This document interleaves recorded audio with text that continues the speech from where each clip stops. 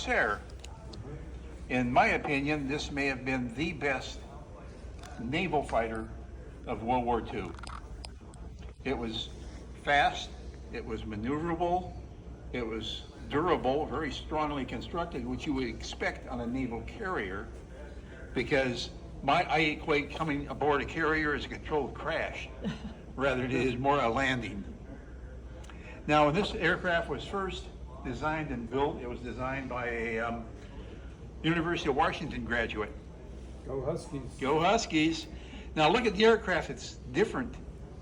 What's the difference on the aircraft? Land on water? What is it? Gold wings. Oh, that's a fuel tank. Oh, there's a fuel tank. Gold The wings. wings are, gold. Gull wing. Why would we do that? If you look at the Wildcat, you look at the Oscar, the P-40, they're all straight. Better maneuverability? No? It's because of this. That big engine we have and this big propeller, that's an R2800, 2,800 cubic inches, anywhere from 2,000 to 2,800 horsepower. And in order to absorb or use that much power, they had to have a big propeller. And the Navy requires an 18-inch clearance between the tip and the deck. Now, if we had made a straight wing, it would have been a nice long landing gear. Would have been weak or incredibly heavy. So the designer put them down, and then there's another dihedral and anhedral. Shorter landing gear, strong. Plus, there is another advantage. If you look at the fuselage is round. The wing comes off that at a 90-degree angle. Aerodynamically, that's cleaner than if you look at the Wildcat. That's about a 45-degree angle. It has more drag built into it than the 90-degree angle of this. How much fuel how long can this plane stay up with that fuel with those two tanks? That fuel has got over 1,000-mile range with the drop tanks. All right. This particular aircraft is quite unique, I think.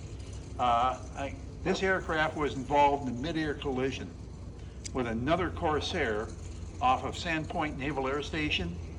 This went into Lake Washington and sat there for 33 years before it was recovered. Now, you imagine the damage.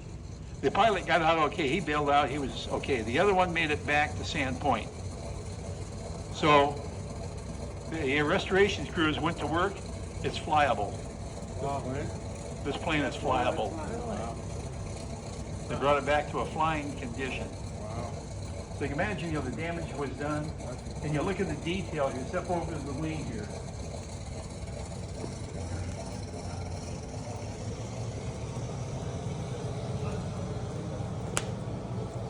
You look at the incredible detail that they go into, again, to make a flyable airplane to start with.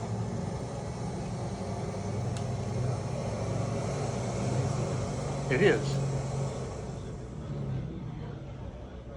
And this is the only propeller-driven aircraft that the Navy still had in production when the Korean War started. That's what they thought about the aircraft. A lot of people give the F-6F Hellcat a lot of credit. But this was faster, had great range, maneuverable.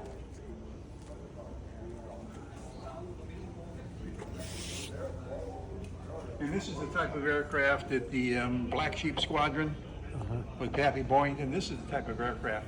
Now, originally when this aircraft came out, the Navy did not qualify it to come aboard their carriers. It was called the Ensign Eliminator. Had a tendency for the left wing to stall before the right wing. And when you're coming aboard slow, that low, it rolled. Very simple solution. If you look at the gun ports on this right wing, look just outboard of the gun ports. Yeah, What do you see? A little box. Right. They installed that, and now the right wing stalls the same time as the left wing. Real simple solution. How does it do that? It disrupts the airflow at low speed and lift You lose lift on the wing and they both stall and down you come, rather than this. Pretty simple solution to a problem.